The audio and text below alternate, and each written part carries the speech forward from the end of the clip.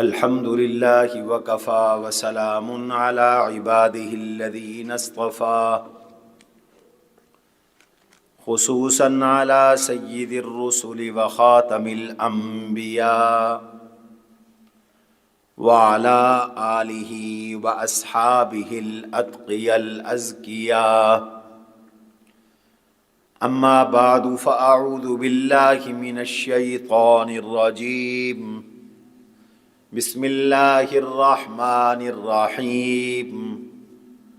قل جاء الحق وزهق الباطل إن الباطل كان زهوقا.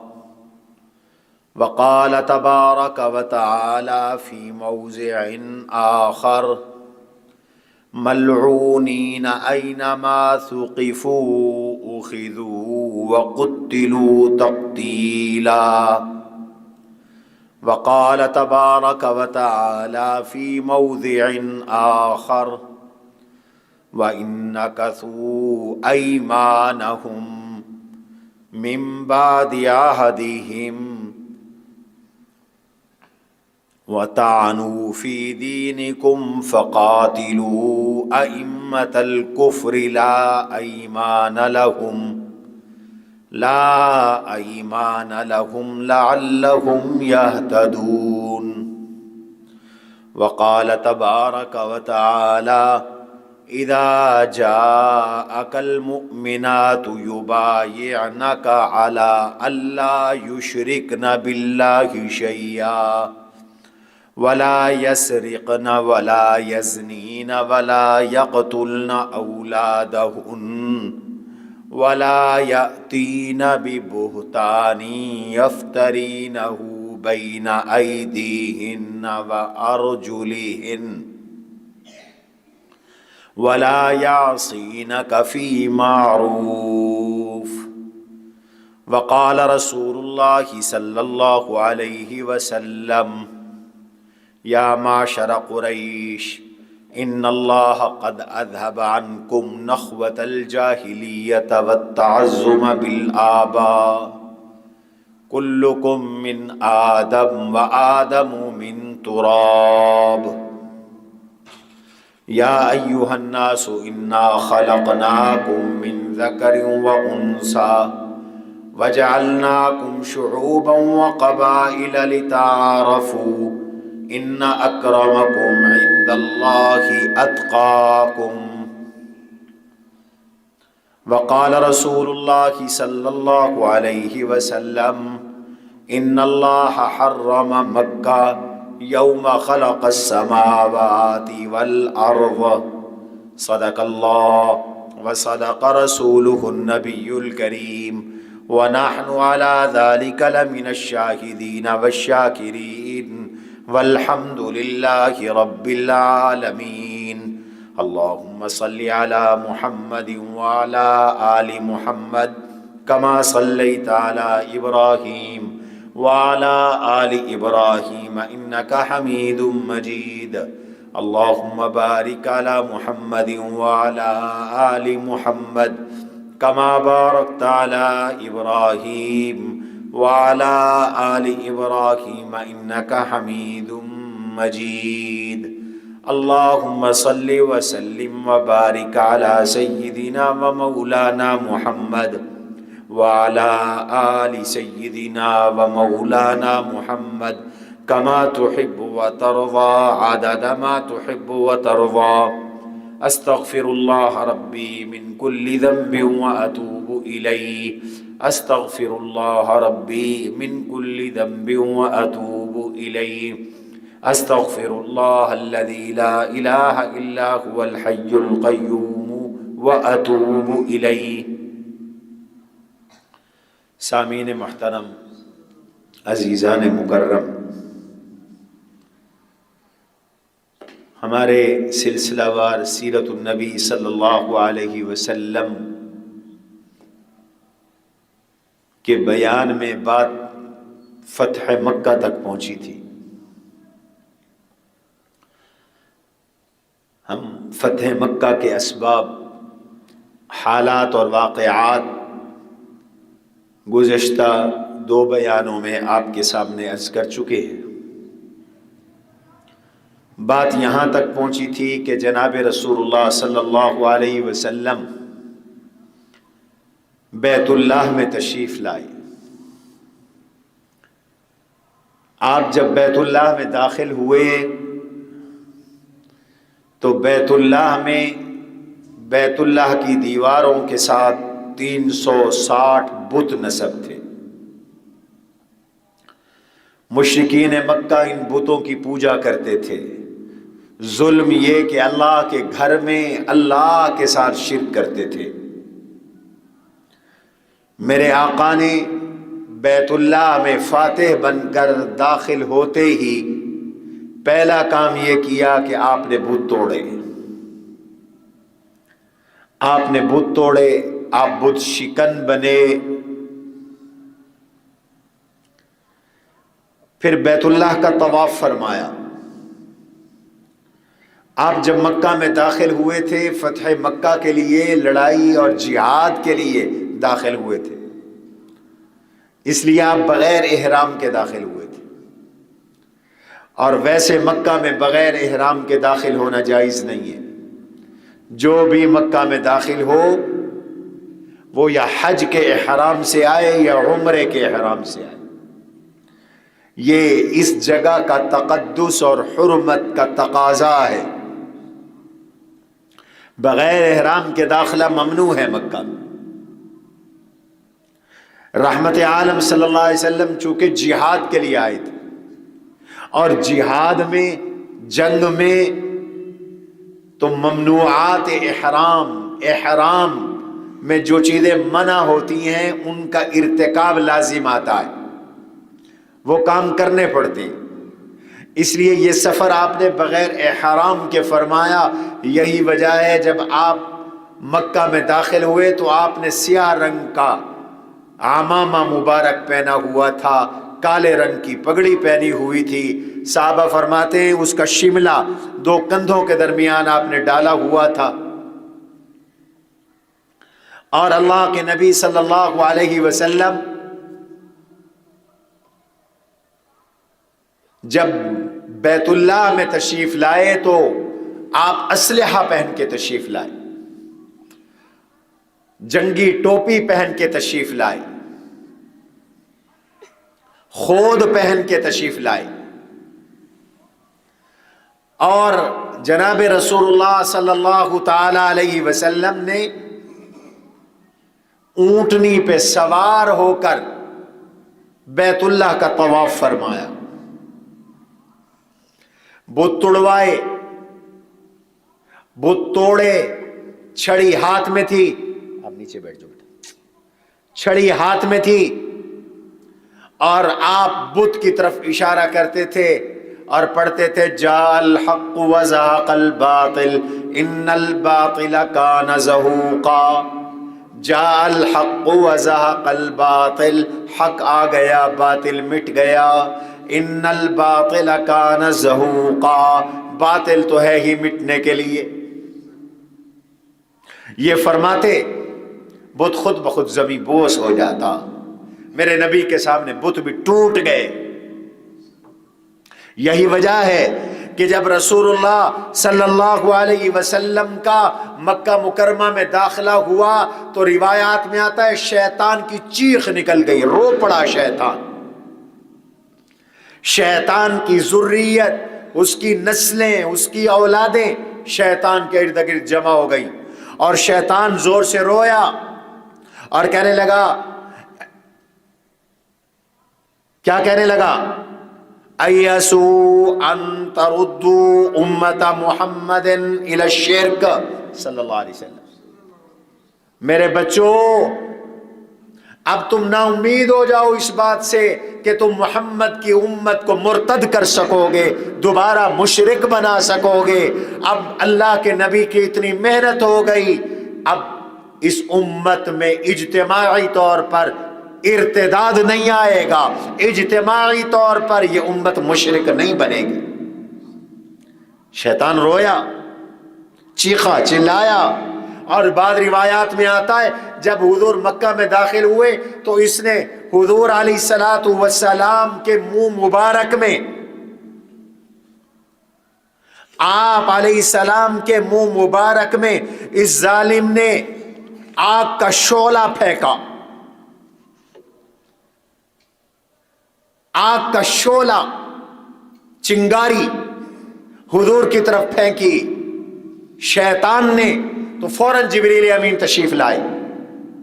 میری طرف توجہ رہے آپ کی، فوراً جبریل امین تشریف لائے اور حضور علیہ السلام کو فرمایا یا رسول اللہ شیطان سے حفاظت کے لیے آپ یہ کلمات پڑھیں، استعاذہ کریں، تعوذ کریں، پناہ مانگیں اللہ کے ساتھ، اور وہ کلمات ہر آسیب، ہر جادو سے بچانے کے لیے بہترین قلعہ ہے۔ آج لوگوں کو شکایت ہوتی ہے جادو کی، جنات کی، آسیب کی، نظر بد کی، بلاؤں کی، کہتے ہیں جی چوڑے آ گئے۔ تو شیطان حضور کا سب سے بڑا دشمن، تمہارا بھی دشمن ہے۔ ان الشیطان لکم عدو، شیطان تمہارا دشمن ہے، فاتخذوہ عدوا، اس کو دشمن سمجھا کرو، اس کو دشمن بنایا کرو، اس سے دوستی نہ لگایا کرو۔ اس نے حضور کے منہ مبارک میں، اس بدبخت نے آگ کا شعلہ ڈالنے کی کوشش کی، فوراً جبریل نے حضور کو یہ کلمات سکھائے اور حضور نے یہ کلمات پڑھے تو شیطان کا وار خطا ہو گیا، ناکام ہو گیا، شیطان فیل ہو گیا، اس کا حملہ ناکام ہو گیا۔ اور وہ کلمے بڑے زبردست ہیں، اعوذ بکلمات اللہ التامات التی لا یجاوزہن بر ولا فاجر من شر ما ينزل من السماء وما يعرج فيها ومن شر ما بث في الأرض وما يخرج منها ومن شر الليل والنهار ومن شر كل طارق يطرق إلا بخير يا رحمن۔ یہ دعا ہے، 2-3 دفعہ پڑھو، یاد ہو جائے گی۔ حضور کو اللہ نے اس دعا کی برکت سے محفوظ فرما لیا، اور یہ کچھ بھی نہ کر سکا حضور صلی اللہ علیہ وسلم کا۔ جناب رسول اللہ صلی اللہ علیہ وسلم مکہ مکرمہ میں مسجد حرام میں داخل ہوئے اور اونٹنی پر بیت اللہ کا طواف فرمایا اور حجر اسود کو چھڑی کے ساتھ آپ نے استعلام کیا، بوسہ دیا، چھڑی لگائی، اس چھڑی کو چوما اور آپ نے پڑھا بسم اللہ اللہ اکبر۔ جب حضور نے اللہ اکبر فرمایا تو جتنے صحابہ آپ کے ساتھ تھے سب نے کہا اللہ اکبر، اللہ اکبر کی صدا گونجی، اور پھر جتنے لوگوں نے سنا سب کی زبانوں پہ اللہ اکبر، تکبیر کی صدا گونجی، یوں لگتا تھا مکہ میں زلزلہ آ گیا ہے۔ اور پھر آپ نے 7 چکر مکمل کیے طواف کے، پھر اونٹنی سے نیچے اترے، مقام ابراہیم پر جناب رسول اللہ صلی اللہ علیہ وسلم نے 2 رکعت نماز ادا فرمائی۔ یہ ہر طواف کے بعد 2 رکعت واجب ہے۔ وَاتَّخِذُوا مِن مَّقَامِ إِبْرَاهِيمَ مُصَلَّى، مقام ابراہیم کو مصلی بناؤ، نماز کی جگہ بناؤ، طواف کے بعد 2 رکعت نماز نفل ادا کرو۔ پھر حضور بیت اللہ میں تشریف لے گئے، اندر تشریف لے گئے۔ اندر بھی جگہ جگہ تصویریں بنی ہوئی تھی، بیت اللہ کے اندر ان ظالموں نے تصویریں بنائی ہوئی تھی، حتیٰ کہ حضرت ابراہیم علیہ السلام، حضرت اسماعیل علیہ السلام کی تصویریں تھی، بیت اللہ پورٹریٹ بنائے ہوئے تھے۔ حضرت ابراہیم اور اسماعیل علیہ السلام کے ہاتھ میں جوئے اور شرک کے تیر دیے ہوئے تھے، حضور نے یہ ساری تصویریں مٹوا دی۔ یاد رکھو تصویر کا کوئی احترام نہیں ہے، پورٹریٹ کا کوئی احترام نہیں ہے۔ اگر احترام ہوتا تصویروں کا، حضرت ابراہیم علیہ السلام کی تصویر حضور نہ مٹاتے. وہ جد الانبیاء ہیں، حضور کے بھی دادا ہیں، خلیل اللہ ہیں، معمار کعبہ ہیں. ابراہیم علیہ السلام ملت ابراہیمی کے مؤسس ہیں، تاسیس کرنے والے ہیں، ان کی بھی تصویر مٹا دی. اس لیے اصل کا احترام ہے، تصویر کا کوئی احترام نہیں ہے. تصویروں کا احترام بھی شرک ہے. تصویر شرک کا ذریعہ ہے، حرام ہے. تصویر میں گنجائش ہوتی تو حضور نبیوں کی تصویریں نہ توڑواتے، نہ مٹواتے.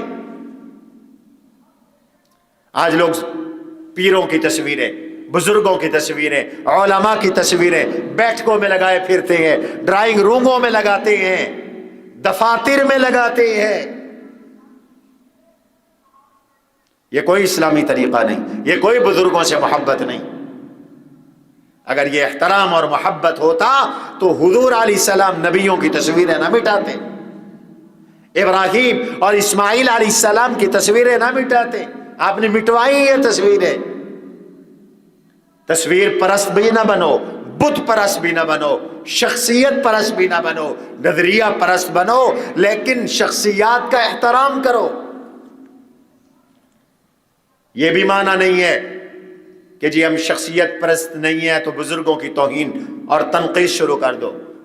گستاخ نہ بنو، نظریے کی پیروی کرو، لیکن ساتھ جن واسطوں سے نظریہ آیا ہے ان وسائط پر اعتماد کرو، احترام کرو. حضور بیت اللہ میں تشریف لے گئے، 2 رکعت نماز ادا فرمائی بیت اللہ میں. اللہ ہم سب کو نصیب فرمائے. پھر آپ باہر تشریف لائے. اب مکہ پورا بیت اللہ میں جمع ہے، تھر تری لگی ہے، سنسی قائم ہے. حضور کیا کرتے ہیں؟ وہی مکہ ہے جہاں سے حضور کو نکالا گیا، وہی مکہ ہے جنہوں نے 13 سال ظلم ڈھائے، وہی خیمہ لگا ہے جہاں 3 سال حضور گرفتار رہے.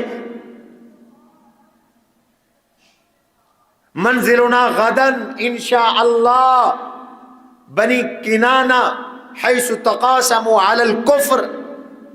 حضور نے فرمایا تھا میں وہاں رہوں گا جہاں میرے خلاف قسمیں اٹھائی گئی، معاہدہ کیا گیا تھا، جہاں مجھے گرفتار رکھا گیا تھا.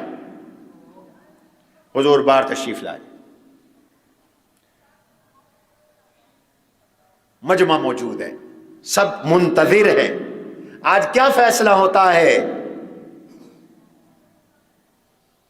میرے آقا نے کھڑے ہو کر خطبہ ارشاد، میرے آقا نے یہاں پر خطبہ ارشاد فرمایا.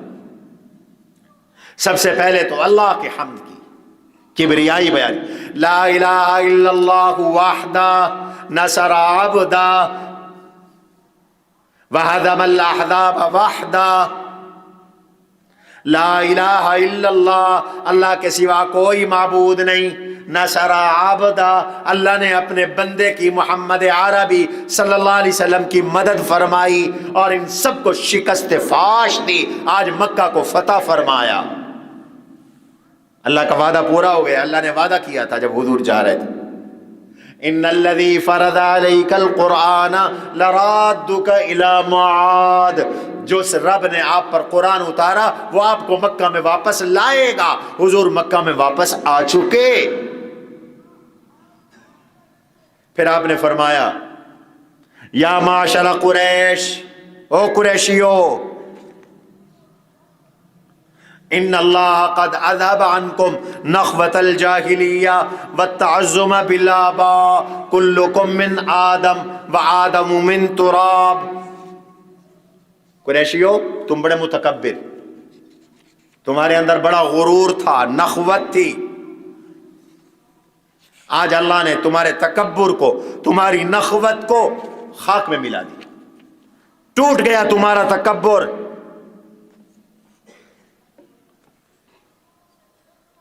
تم سب آدم علیہ السلام کی اولاد ہو اور اللہ نے آدم علیہ السلام کو مٹی سے بنایا تھا، مٹی سے پیدا کیا تھا. سب برابر ہو.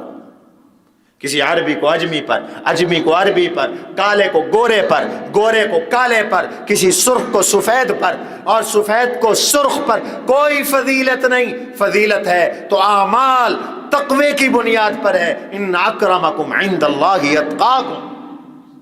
پھر آپ نے قرآن کی آیت تلاوت کی، یا ایھا الناس انا خلقناکم من ذکر و انثی وجعلناکم شعوبا وقبائل لتعارفوا ان اکرمکم عند اللہ اتقاکم. لوگو، ہم نے تمہیں ایک مرد اور ایک عورت سے یعنی آدم اور حوا سے پیدا فرمایا. وجعلناکم شعوبا وقبائل، ہم نے تمہارے قبیلے بنائے، ہم نے تمہارے قبیلے بنائے، ہم نے تمہاری برادریاں بنائیں تاکہ پہچان کر سکو. تمہاری برادریاں قبائل صرف تعارف کے لیے ہیں، پہچان کے لیے ہیں، بس لتعارفوا، معرفت کے لیے پتہ چل سکے کون کیا ہے. ایک نام کے 10 آدمی ہوتے ہیں، ولدیت بھی ایک ہوتی ہے، کیا پتہ چلے گا؟ برادری سے پتہ چلے گا. ان اکرمکم عند اللہ اتقاکم. پھر آپ نے فرمایا ما ظنکم، تمہارا میرے بارے میں کیا گمان ہے، کیا خیال ہے، میں تمہارے ساتھ اب کیا کرنے والا ہوں، میں تمہارے ساتھ اب کیا کرنے والا ہوں، بتاؤ ذرا. تو سارے لرزاں ہیں، ترساں ہیں، کپ کپا رہے ہیں، اور سب کی زبان سے نکلا اخن کریم وابن اخن کریم. آپ تو بڑی شرافت والے اور کرم والے ہیں، آپ کے والد بھی بڑے کرم والے تھے. نظن بکم خیرا، ہمارا آپ کے بارے میں خیر والا گمان ہے، اچھائی والا گمان ہے. تو میرے آقا نے فرمایا پھر سنو، میں تم سے وہ کہتا ہوں جو یوسف علیہ السلام نے اپنے بھائیوں سے کہا تھا، لا تثریب علیکم اليوم یغفر اللہ لکم وہو ارحم الراحمین.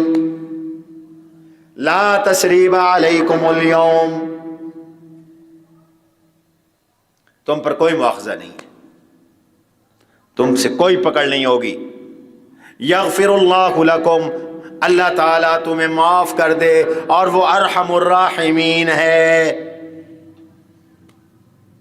اس کے علاوہ آپ نے بہت سارے احکام بھی بیان فرمائے. حضور علیہ السلام نے بہت ساری جاہلیت کی رسموں کا خاتمہ بھی فرمایا.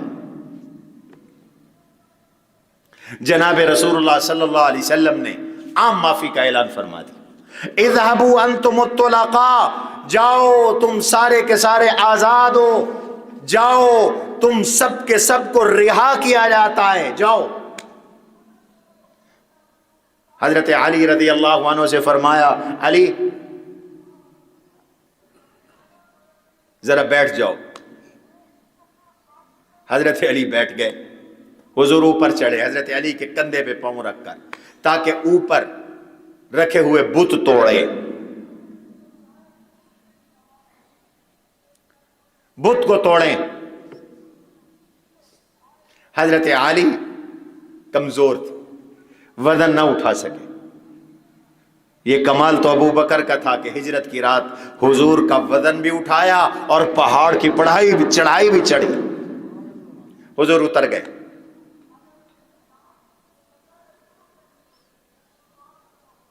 اللہ کے نبی صلی اللہ علیہ وسلم اتر گئے. حضرت علی سے فرمایا تم میرے کندھے پہ سوار ہو جاؤ اور یہ بت توڑو. حضرت علی نے بت توڑے، ہوبل بت توڑ دیا.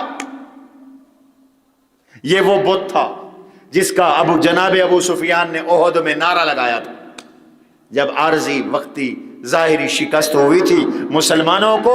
تو ابو سفیان نے نعرہ لگایا تھا اولو ہوبل، اولو ہوبل، ہوبل اونچا ہو گیا، ہوبل اونچا ہو گیا.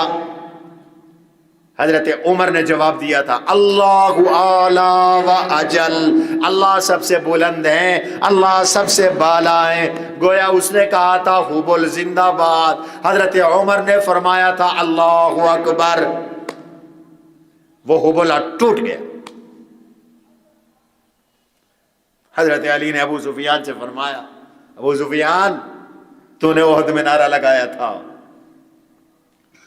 ہبل زندہ باد کا، اولو ہبل کا نعرہ لگایا تھا، تیرا ہبل ٹوٹ گیا، منہ کے بل گر گیا، ٹکڑے ٹکڑے ہو گیا.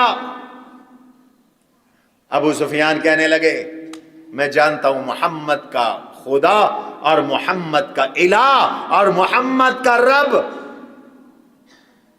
سب سے اونچا ہے. اگر ہبل کام آتا تو آج یہ دن ہمیں نہ دیکھنا پڑتا. کوئی ہبل نہیں. مشکل کشا کون ہے؟ سارے بولو اللہ. اللہ تعالی ہی مشکل کشا ہے. اور پھر جناب رسول اللہ صلی اللہ تعالی علیہ وسلم تشریف فرما ہوئے. عتاب نامی ایک کافر وہ آئے، مسلمان ہو گئے. حضور نے انہیں مکے کا والی بنا دیا. فرمایا آج کے بعد تم مکے کے گورنر ہو. ابھی مسلمان ہوئے. چنانچہ حضور کی پوری حیات طیبہ میں وہ گورنر رہے. حضرت ابو بکر کے زمانے میں بھی وہ گورنر رہے.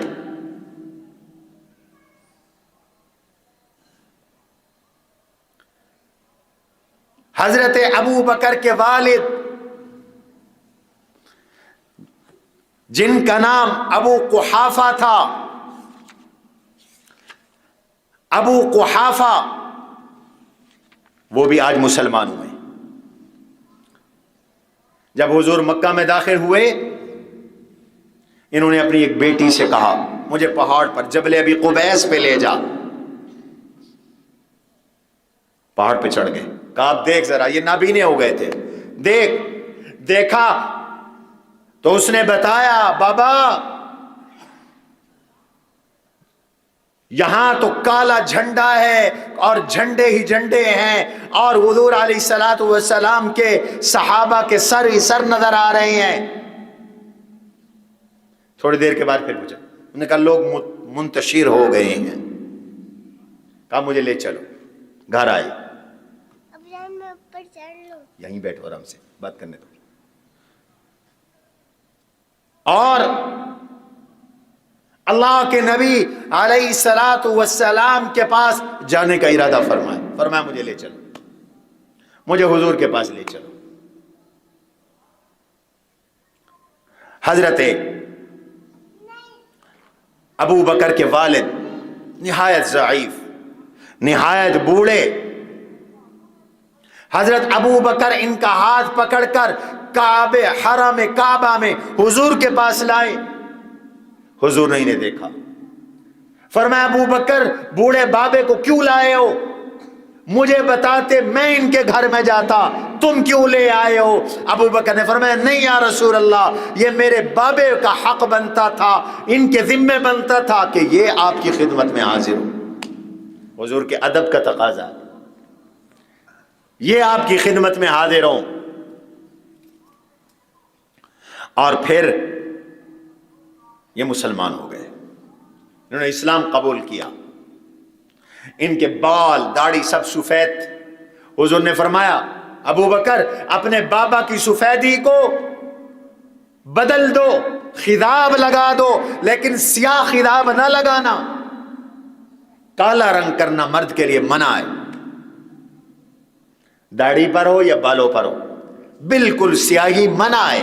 حضور نے منع فرمایا. کوئی اور رنگ لگا لو،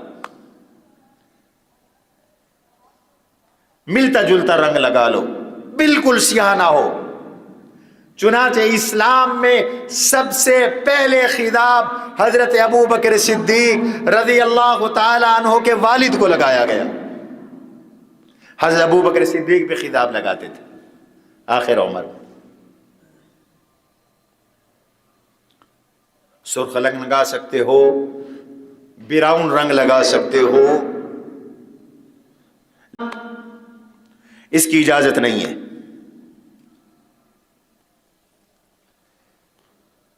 اب ابو بکر خود صحابی، ان کے والد صحابی، ان کے بیٹے صحابی، 3 پشتیں ابو بکر صدیق کو یہ اعزاز حاصل ہے، ان کی 3 پشتیں حضور کے صحابی ہیں۔ ابا صحابی، آپ صحابی، بیٹے صحابی، بیٹیاں صحابیاں، عائشہ، اسماء۔ اس لیے ان کی دعا نقل کی قرآن نے، ربی اوزعنی ان اشکر نعمتک التی انعمت علی وعلی والدی وان اعمل صالحا ترضاه واصلح لی فی ذریتی انی تبت الیک وانی من المسلمین۔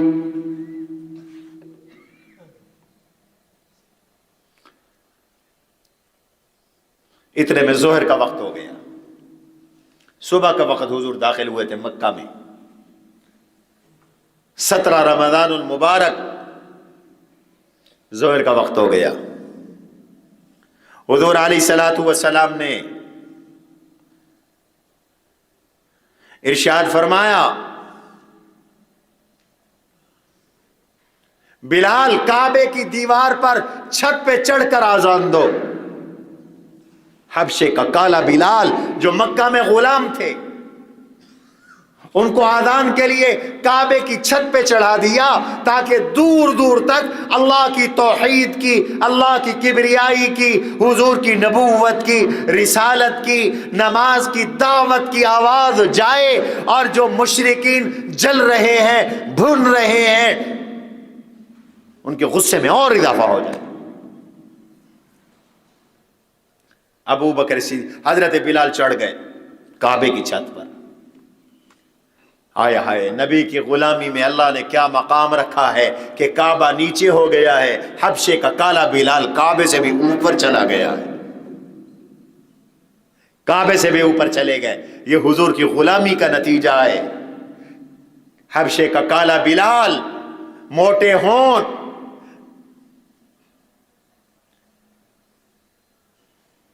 چلتا یہاں زمین پر ہے، اور حضور ان کے پاؤں کی آہٹ جنت میں سنتے۔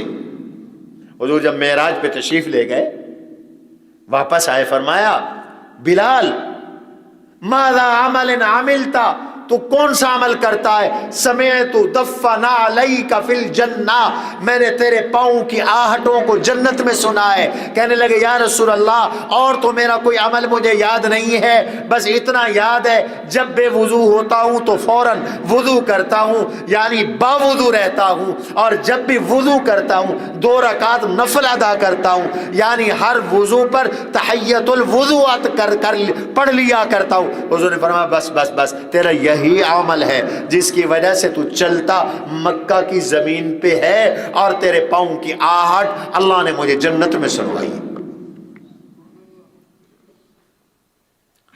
لو جی، حضرت بلال کعبے کی چھت پر کھڑے۔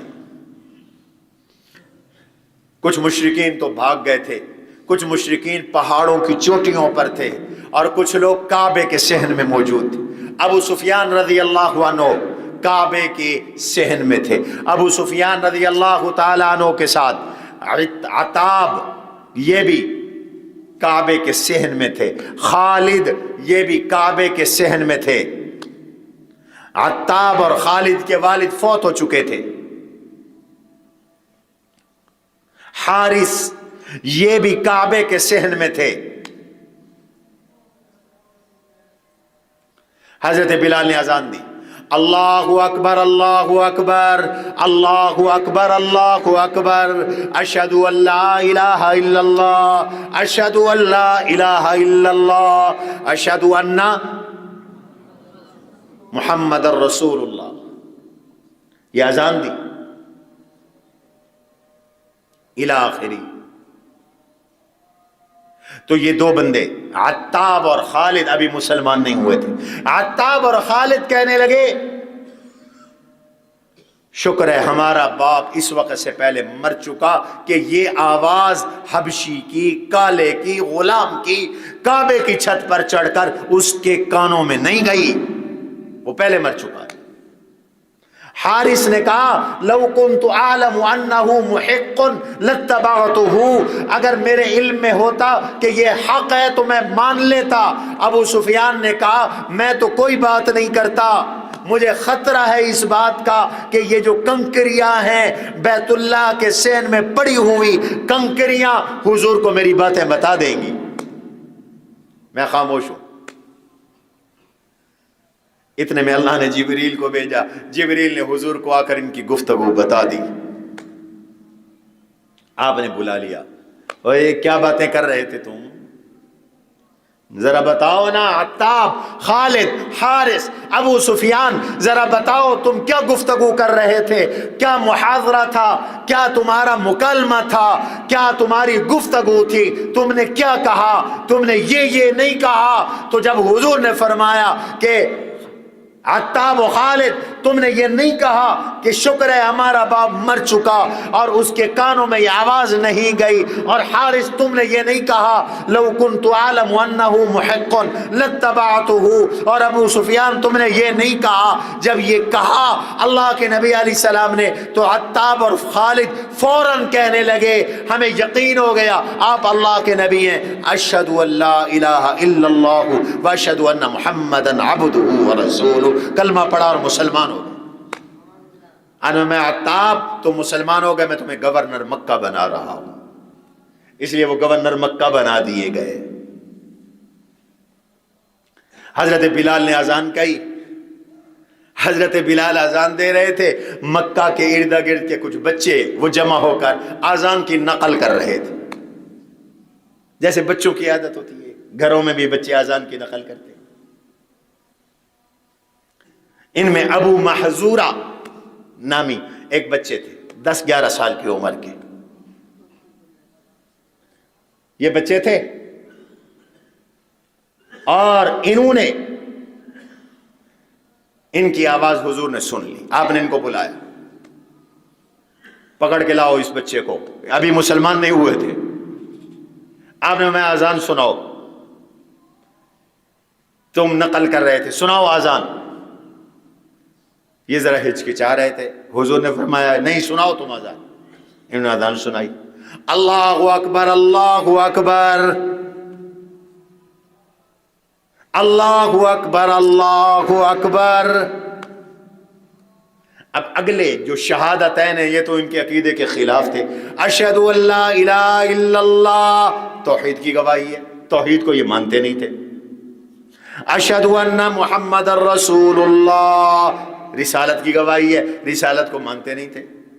تو آہستہ آہستہ کر لیں، اشہد ان لا الہ الا اللہ اشہد ان محمد الرسول، دو دفعہ آہستہ۔ حضور نے فرمایا ارفع صوتک، ذرا اونچی کہو نا، اور ان کو بلایا، سر پہ ہاتھ پھیرا، ایسے حضور نے پیار کیا، سر پہ ہاتھ پھیرا، جسم پہ ہاتھ پھیرا، بس یہ کہتے ہیں حضور کا ہاتھ پھیرنا تھا میرے دل کی دنیا بدل گئی، یا مجھے نفرت تھی یا حضور سے محبت ہو گئی۔ فرمایا اب اونچی آواز سے کہو، فوراً مسلمان ہو گئے۔ اب اونچی آواز سے کہا اشہد ان لا الہ الا اللہ اشہد ان لا الہ الا اللہ اشہد ان محمد الرسول اللہ اشہد ان محمد الرسول اللہ۔ ابو محذورہ کو حضور نے مکے کا مؤذن بنا دیا، فرمایا تمہاری آواز پیاری ہے، اونچی ہے، آج کے بعد تم مکے کے مؤذن ہو۔ اور حضرت عتاب رضی اللہ عنہ جو ابھی جن کو حضور نے گورنر بنایا تھا ان کو اطلاع کر دی کہ آج کے بعد کعبے میں آذان ابو محذورہ دیں گے، وہ مؤذن رسول بن گئے۔ مدینہ کے مؤذن بلال، مدینہ کے مؤذن عبداللہ بن ام مکتوم، مکہ کے مؤذن حضرت ابو محذورہ، اور مسجد قباء کے مؤذن حضرت سعد رضی اللہ عنہ۔ یہ 4 مؤذن ہیں حضور کے زمانے کی۔ اذان دینا بھی بڑا اعزاز ہے۔ وَمَنْ أَحْسَنُ قَوْلًا مِمَّنْ دَعَا إِلَى اللَّهِ وَعَمِلَ صَالِحًا، مؤذن سے اچھی آواز کسی کی نہیں ہے، اس سے اچھا بھلا کون ہو سکتا ہے جو اللہ کی طرف دعوت دے، وعامل صالحا، اچھا عمل کرے، یعنی پھر نماز بھی ادا کرے۔ عامل صالحا نماز ادا کرنا ہے، دعا الی اللہ آذان دینا ہے۔ وقت نہیں کہ میں اذان کے فضائل آپ کے سامنے نقل کروں، احادیث میں بہت فضائل اذان کے۔ اب اللہ کے نبی علیہ الصلوۃ والسلام صفا پہاڑی پر تشریف لائے، صفا پہاڑی کی، آپ نے یہاں بیعت لینا شروع کی، لوگ آ رہے ہیں، اسلام میں داخل ہو رہے ہیں، مرد بھی آ رہے ہیں، عورتیں بھی آ رہی ہیں، بڑے بڑے گبر قسم کے کافر آج مسلمان ہو رہے ہیں۔ اللہ اکبر۔ سہیل ابن عامر، وہی سہیل ابن عامر جن سے حدیبیہ میں 2.5 لاکھ اور مذاکرات ہوئے تھے، اور جو اللہ کے نبی سے سختی کے ساتھ پیش آ رہے تھے، وہ حضور کی خدمت میں آئے۔ جب اس وقت آئے تھے، حضور نے فرمایا سہل اللہ لکم امرکم، سہیل آ گیا، اللہ نے تمہارا معاملہ آسان کر دیا۔ چنانچہ صلح کرنے والے سہیل ابن عامر تھے، ابو جندل کے والد تھے، وہ جو بیڑیوں میں جکڑے ہوئے آئے تھے اور ان کو واپس کیا گیا تھا،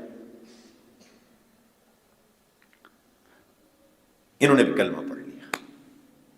حضور نے پہلے فرما دیا تھا سہیل اگر کسی کے ہتھے چڑھ جائے تو مارنا نہیں ہے، وہ بڑا سمجھدار آدمی ہے، ذی شعور آدمی ہے، عقل مند آدمی ہے، کام کا آدمی ہے، کام کے لوگوں کی قدر کرنی چاہیے۔ خیارکم فی الجاہلیت خیارکم فی الاسلام، جو جاہلیت اور کفر میں آگے ہوتے ہیں ان کی صلاحیتیں انہیں اسلام میں بھی آگے لے جاتی۔ سہیل بن عامر جیسے صحابی مسلمان ہوئے۔ ابو لہب، حضور کا ازلی ابدی دشمن، نام تو آپ نے اس کا، ایک کا نام تھا عتبہ، ایک کا نام تھا معتب۔ عتبہ اور معتب یہ بھی حضور صلی اللہ علیہ وسلم کی خدمت میں آ گئے۔ آپ نے پوچھا میرے چچے کے بیٹے عتبہ، معتب کہاں ہیں؟ مجھے نظر نہیں آ رہے۔ ان کو لایا گیا، حضور نے انہیں اسلام کی دعوت دی، یہ مسلمان ہو گئے۔ پھر آپ نے ان کے ہاتھ اٹھائے اور ان کو بیت اللہ میں مقام ملتظم پر لائے اور ان کے لیے دعا کی۔ پھر آپ دعا سے فارغ ہوئے تو چہرہ خوشی سے چمک رہا تھا۔ صحابہ نے کہا یا رسول اللہ آج تو آپ بڑے خوش ہیں، کیا وجہ ہے؟ فرمایا میں نے اللہ سے اپنے چچے کے 2 بیٹے مانگے تھے، اللہ نے مجھے عطا کر دیے۔ انتقام لینے کے بجائے حضور نے اسلام ان کا پسند کیا۔ ایک بندہ تھا عبداللہ بن زبعری، یہ بھاگ کر نجران چلا گیا تھا، یمن کا علاقہ ہے نجران، یہاں چلے گئے تھے، اور پھر واپس آئے۔ حضور نے اس کو دیکھا، آپ نے فرمایا ھذا ابن الزبعری، یہ ابن زبعری ہے،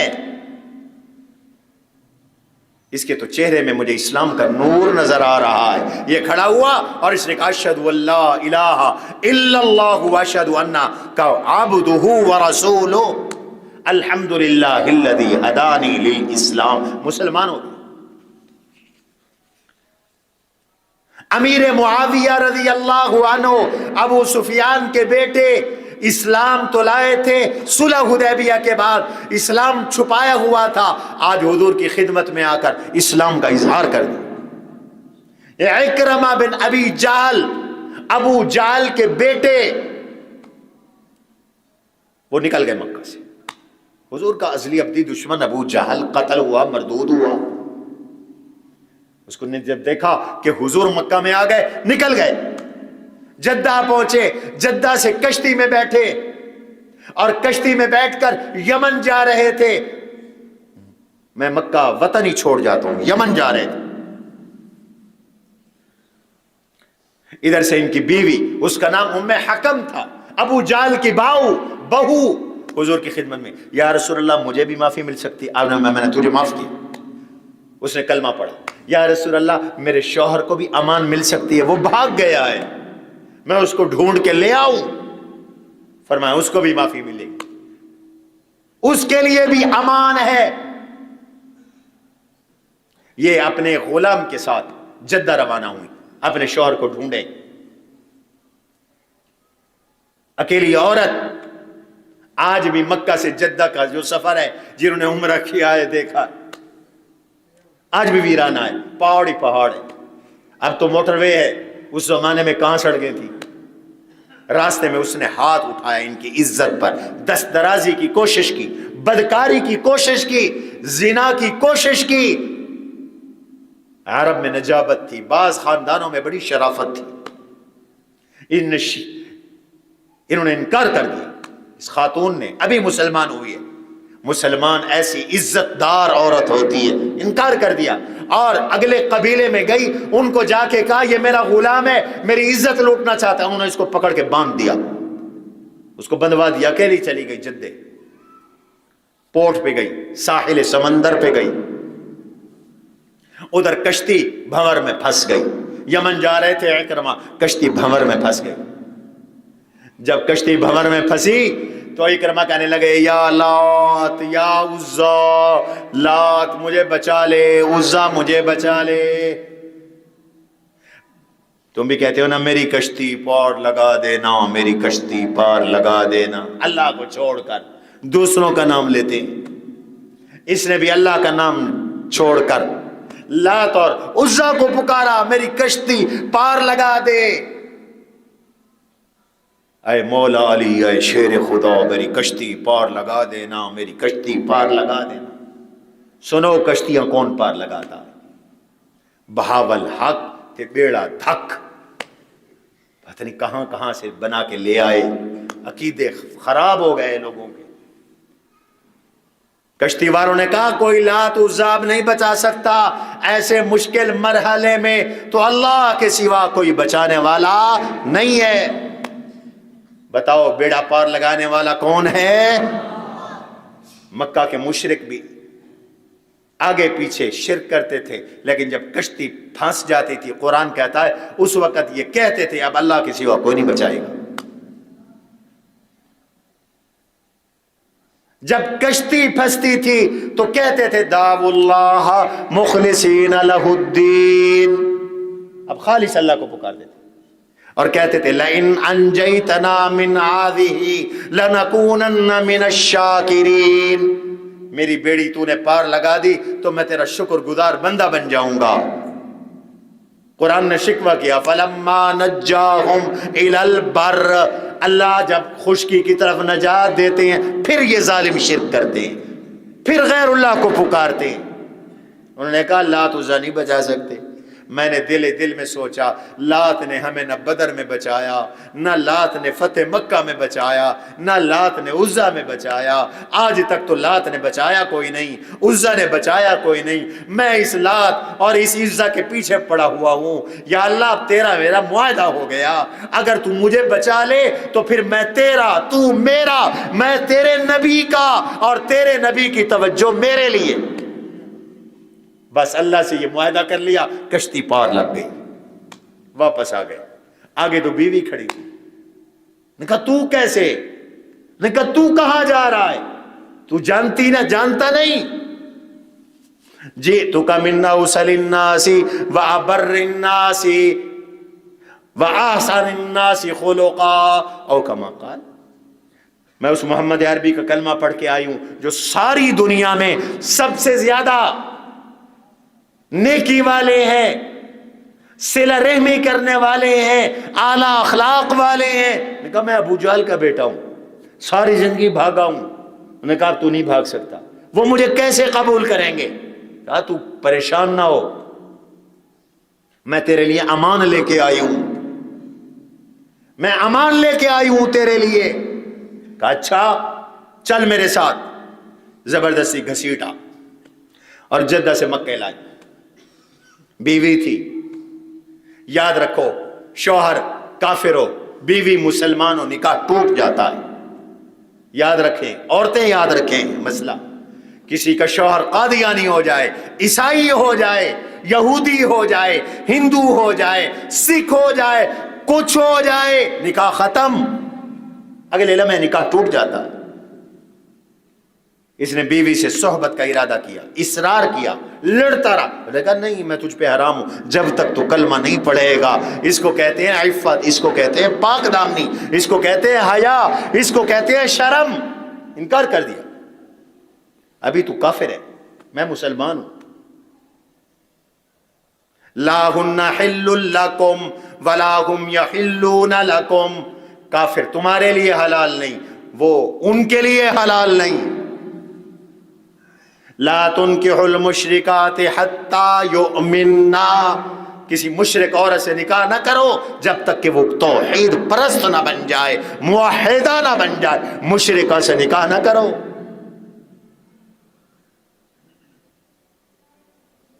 حضور کے پاس لائی، حضور کو پہلے اللہ نے وحی کے ذریعے بتا دیا۔ میرے نبی نے اپنے صحابہ سے فرمایا ان اکرمہ یاتیکم مؤمنا مہاجرا، اکرمہ کلمہ پڑھ کے ہجرت کے لیے آ رہا ہے، فلا تسبوا اباہ، اس کے سامنے اس کے باپ ابو جہل کو بھی گالی نہ بکنا۔ فإن سب المیت یؤذی الحی، مردے کو گالی بکو تو زندے کو تکلیف ہوتی ہے۔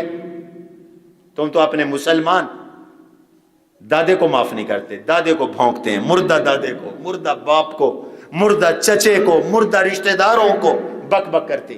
حضور نے ابو جہل کو گالی بکنے سے منع فرمایا، فرمایا وہ مر چکا ہے، خواہ اس کے بیٹے کو تکلیف ہوگی۔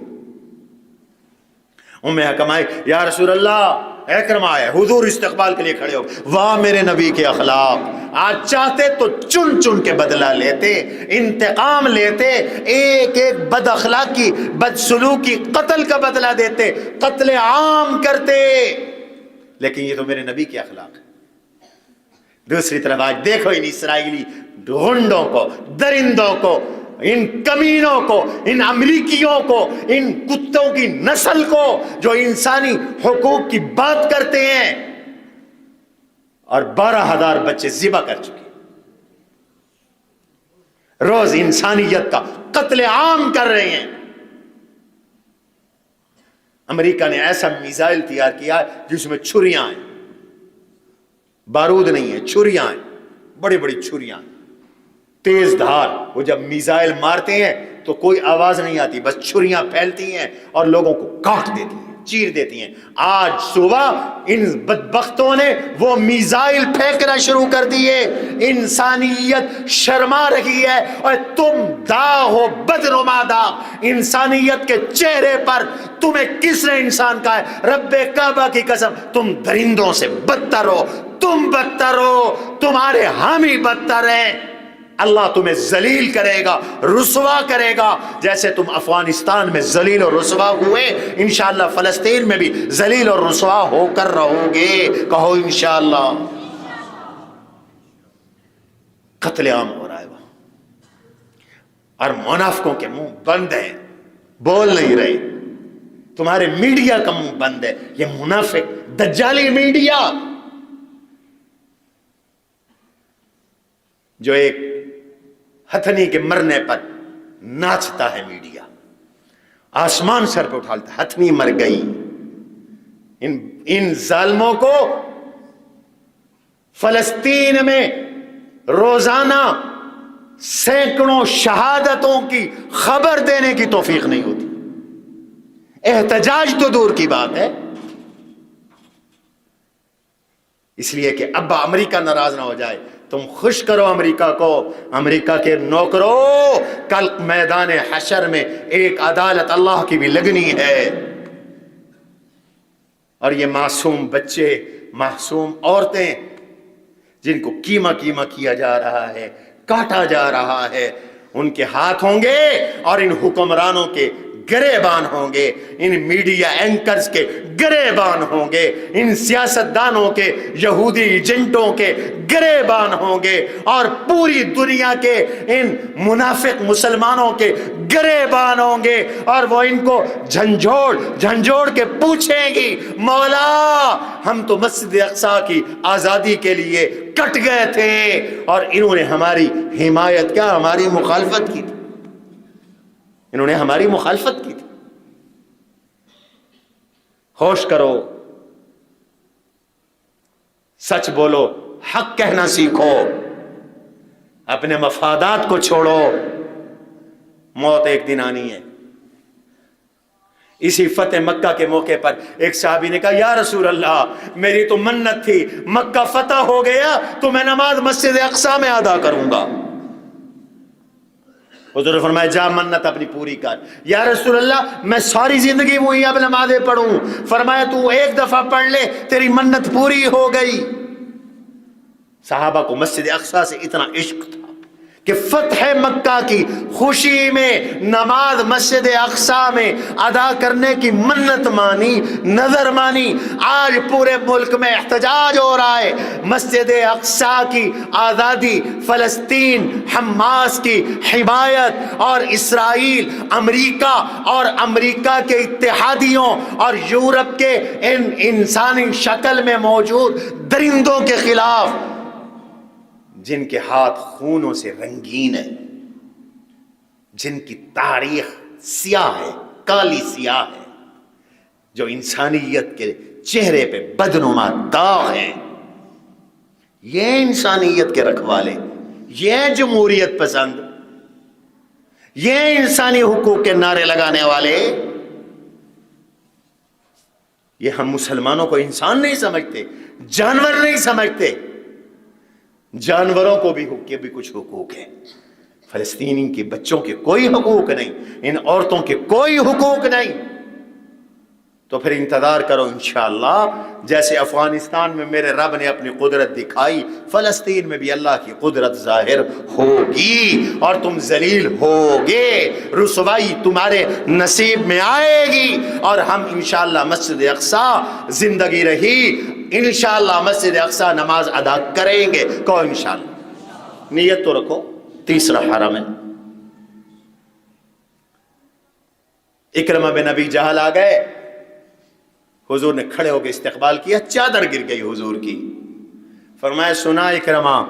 کہنے لگے یا رسول اللہ ایک وقت تھا آپ سے زیادہ کسی سے نفرت نہیں تھی، اب آپ سے زیادہ کسی سے محبت نہیں، آپ کا چہرہ مجھے دنیا میں سب سے زیادہ محبوب نظر آتا ہے۔ کلمہ پڑھ لیا، ایمان قبول کر لیا، حضور نے تو ابو جہل کے بیٹے کو بھی معاف کر دیا۔ یہ میری تاریخ ہے اور یہ تمہاری تاریخ ہے کہ تم نے جاپان میں ایٹم بم مار کر کئی ہزار لوگوں کو تہہ تیغ کر دیا۔ ہماری تاریخ میں تو اخلاق ہے، محبت ہے، معافی ہے، درگزر ہے، پیار ہے، رواداری ہے۔ ہم تو جنگ بھی اصولوں کے ساتھ لڑتے ہیں، ہم تو جنگ میں بھی عورتوں کو نہیں قتل کرتے، بچوں کو نہیں قتل کرتے، مذہبی رہنماؤں کو نہیں قتل کرتے، اور تم ہو کہ تمہارے ہاں قتل عام ہوتا ہے۔ حضور کے ایک دشمن صفوان ابن امیہ تھے، وہ بھی بھاگ گئے تھے، یہ بھی اپنے قبیلے کے سردار، یہ بھی سمندری سفر۔ ان کے لیے عمیر بن وہب نے حضور سے امان طلب کی، حضور نے فرمایا امان ہے، بلا لو اس کو۔ عمیر گئے جدے، ان کو کے قریب جانے لگے، اس نے اپنے غلام سے کہا یہ کون آ رہا ہے؟ انہوں نے کہا عمیر آ رہا ہے، یہ مجھے قتل کرے گا، یہ مجھے نہیں چھوڑے گا۔ انہوں نے کہا فدا کا ابی و امی، میرا ماں باپ تجھ پہ قربان ہو صفوان، میں تجھے نہیں مارتا، میری بات سن، میں اس اخلاق والے نبی سے تیرے لیے امان لے کے آیا ہوں جس سے بڑی صلہ رحمی کرنے والا کائنات میں بندہ ہی کوئی نہیں، چل میرے ساتھ، چلنا میرے ساتھ۔ وہ صفوان کو لے کر حضور کے پاس آئے، آ رہے تھے، یہ راستے میں رک گئے، انہوں نے کہا مجھے تجھ پر اعتبار نہیں، مجھے محمد قتل کروا دیں گے، جا تو کوئی نشانی لے کے آ۔ حضور نے اپنی پگڑی اتار کر نشانی کے طور پر، واہ میرے نبی کے اخلاق، اپنے اس دشمن کی معافی دینے کے لیے پگڑی اتار کے دے دی. یہ دوڑتے ہوئے حضور کے پاس آئے, یہ بھی مسلمان ہو گئے. عورتوں نے بھی کلمہ پڑھا. ہند بنت عتبہ ابو سفیان کی بیوی ہیں, حضور کی ساس ہے. یہ وہی خاتون ہے جس نے احد میں حضرت حمزہ کو قتل کروایا, ان کا کلیجہ چبانے کی کوشش کی. حضور کے رضائی بھائی بھی ہیں, چچا بھی ہیں, ان کو تو حضور 1 منٹ میں قیمہ کروا سکتے تھے, لیکن یہ بھی حضور کی خدمت میں آئی. قرآن اترت لے, اذا جاءک المؤمنات, جب ایمان والی عورتیں آپ کے پاس آئیں, فبایعہن علی اللہ یشرکن باللہ شیئا ولا یسرقن ولا یذنین ولا یقتلن اولادہن ولا یاتین ببہتان یفترینہ بین ایدیہن وارجلہن ولا یعصینک فی معروف فبایعہن واستغفر لہن اللہ. ہند نقاب لگا کر حضور کے سامنے, منہ چھپا کر اللہ کے نبی صلی اللہ علیہ وسلم کے پاس آئی. کیوں آئی؟ 3 راتوں سے خواب دیکھ رہی تھی. کیا میں بچ نہیں سکتی؟ وقت نہیں کہ میں وہ تینوں خواب تفصیل کے ساتھ آپ کے سامنے بیان کروں. 3 دن کے بعد اسے یقین ہو گیا کہ اب میں نہیں بچ سکتی. کلمے پڑھے بغیر حضور کے پاس نقاب لگا کے آئی اور اللہ کے نبی صلی اللہ علیہ وسلم سے کہنے لگی, الحمدللہ الذی اظہر الدین الذی اختارہ لنفسہ لتمسنی رحمتک یا محمد. یا اللہ تیرا شکر ہے, اسلام غالب آ گیا, دین غالب آ گیا. محمد تیری رحمت کا کوئی حصہ مجھے بھی ملے گا. ساس تھی نا, داماد سے کہہ رہی ہے یا محمد کہہ دیا. محمد بیٹے کو تیری رحمت کا کچھ حصہ مجھے بھی ملے گا. انی امرأۃ مؤمنۃ باللہ مصدقۃ بہ, میں اللہ پہ ایمان لاتی ہوں, اللہ کی تصدیق کرتی ہوں. پھر اپنا نقاب کھینچ لیا, چہرہ حضور کے سامنے کر دیا اور کہنے لگی, انا ہند بنت عتبہ, میں آپ کے چچے کی قاتلہ ہند بن عتبہ بنت عتبہ ہوں. حضور نے فرمایا مرحبا بک, مرحبا مرحبا. اس کو بھی حضور نے مرحبا کہا. کہنے لگے ایک وقت تھا کہ زمین پہ کوئی گھرانہ آپ کے گھرانے سے میرے لیے زیادہ مبغوض اور ناپسندیدہ نہیں تھا. آج آپ اور آپ کے گھرانے سے زیادہ مجھے کوئی محبوب نہیں ہے. حضور نے فرمایا چلو بیعت کرو. حضور نے عورتوں سے بیعت لی, لیکن یاد رکھو میرے نبی کا ہاتھ کسی نامحرم عورت کے ہاتھ میں کبھی نہیں آیا.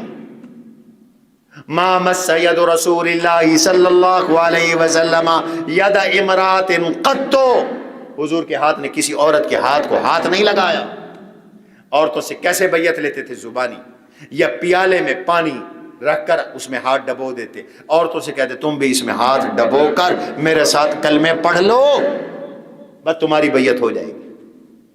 اور بیعت لیتے کیا؟ آپ نے فرمایا کہو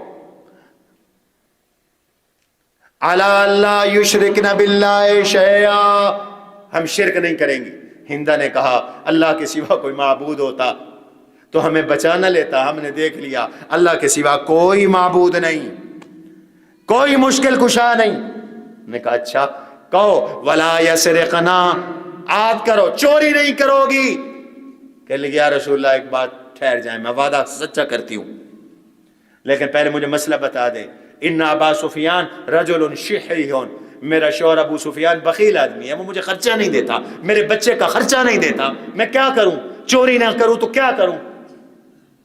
مجھے مسئلہ بتا. میں آپ سے وعدہ کر بیٹھوں گی تو پھر بھوکی مروں, یہ تو دائیں ہاتھ سے دیتا نہیں. کئی بندے بڑے بخیل ہونے, سیدھے ہاتھ نال زال کو نہیں دیونی کشائی, خوش ہو کر نہیں دینی. آپ نے فرمایا ہاں کلی مما یکفی کے وبنا کے, اتنا تو لے سکتی ہے جتنی تیری اور تیرے بیٹے کی ضرورت ہے, بمعروف, دستور کے مطابق, عرف رواج کے مطابق, اس سے زیادہ نہ لینا. ٹھیک ہے اب میں وعدہ کرتی ہوں چوری نہیں کروں گا. ولا یزنینا، زنا نہیں کرو گی، وعدہ کرو. کہنے لگی اب تزنی الحرہ، بھلا کوئی شریف آزاد عورت بھی زنا کرتی ہے؟ یہ تو کمینوں کا کام ہوتا ہے. واہ واہ واہ، کافرہ ہے آج مسلمان ہو رہی ہے لیکن زانیہ نہیں ہے. اب تزنی الحرہ، بھلا کوئی شریف بھی زنا کرتی ہے. ولا یقتلن اولادہن، آد کرو اپنے بچوں کو قتل نہیں کرو گی، اپنے بچوں کو قتل نہیں کرو گی. ان کا ایک بیٹا بدر میں قتل ہو گیا تھا تو کہنے لگی ربیناہم صغارا وقتلتہم کبارا. اسا کیا قتل کرے سو اپنے بالیں کو، اسا تا پالے پوسے سہی آپ قتل کی تے ہم کیا قتل کریں گی، ہم نے تو ان کو پالا پوسا، آپ نے قتل کیا. اللہ اکبر، مسلمان ہو گئی. حضور نے ان کا اسلام بھی قبول فرما لیا، معاویہ بن ابو سفیان کا اسلام بھی قبول فرما لیا. اب دوسرا دن آیا، اگلا دن حضور علیہ السلام نے اگلے دن پھر خطبہ ارشاد، دوسرا خطبہ، اس میں مکے کی حرمت کا اعلان فرمایا. ان اللہ حرم مکہ یوم خلق السماوات والارض، مکہ حرام ہے، حرمت والا شہر ہے، لہذا اس میں شکار نہ کرو، اس کا شکار نہ اڑاؤ، اس کے درخت نہ کاٹو، اس کے جنگل نہ کاٹو، اس کا گھاس نہ کاٹو. حضرت عباس حضور کے چچا تھے، انہوں نے فرمایا یا رسول اللہ الا الازغر، آپ ازغر گھار مستثنا کر دیں.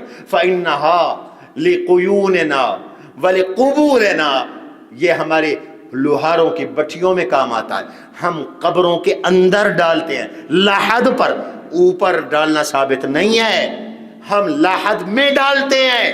فرمایا میں نے ازغر کو استثناء دے دیا. پھر فرمایا دیکھو اللہ نے میرے لیے مکے کو حلال کیا ہے صرف ایک دن کے لیے. پھر اس کی حرمت آج کے بعد ویسے ہو گئی جیسے کہ پہلے تھی. آپ نے یہ خطبہ ارشاد فرمایا اور پھر عام معافی کا اعلان. 7-6 گستاخ تھے، آپ نے ان کو معاف نہیں کیا، فرمایا ان کو قتل کرو.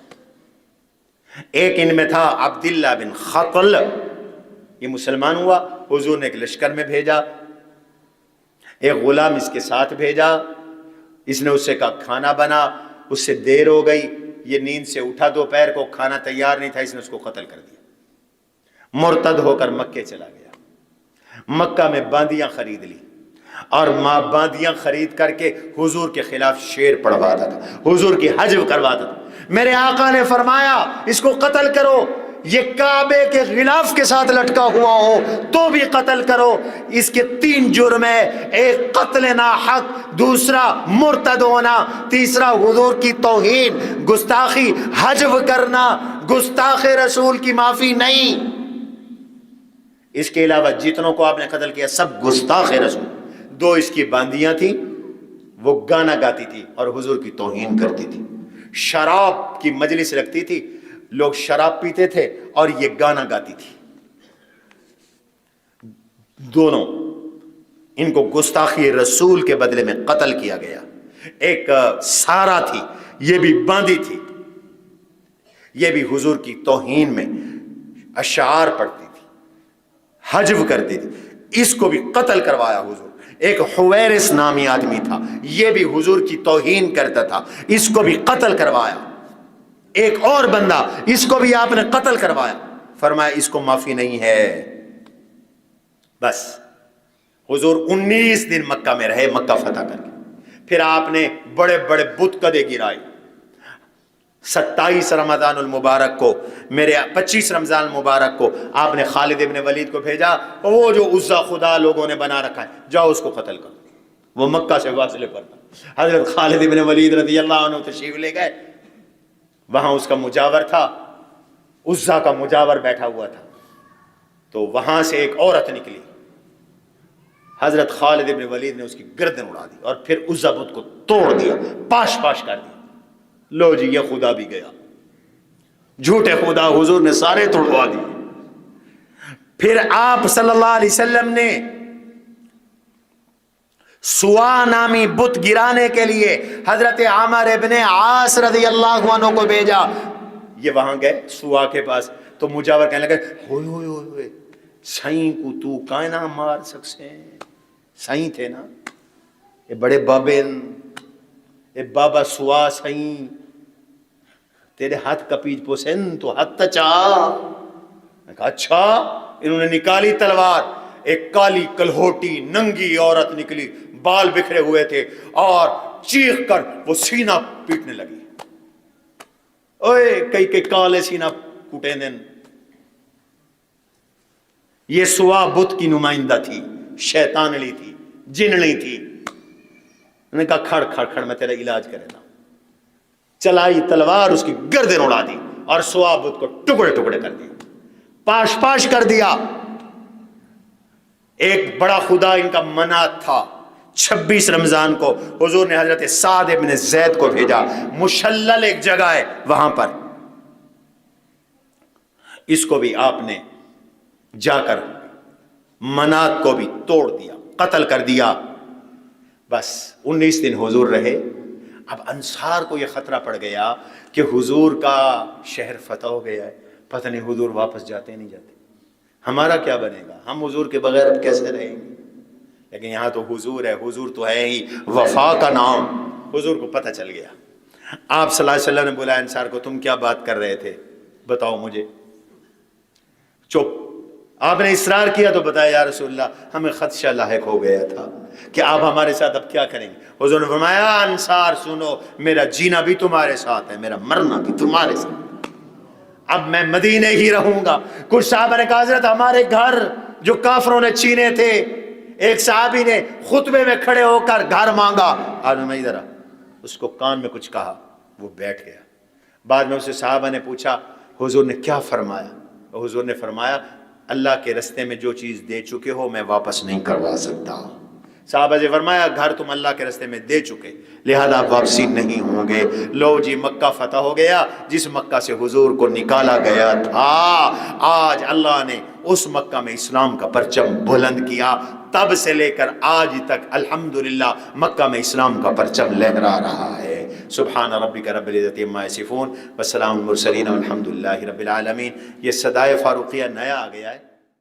قد عظمت فللأمجاد بانيها ومن يسعى إلى العليا بما فيها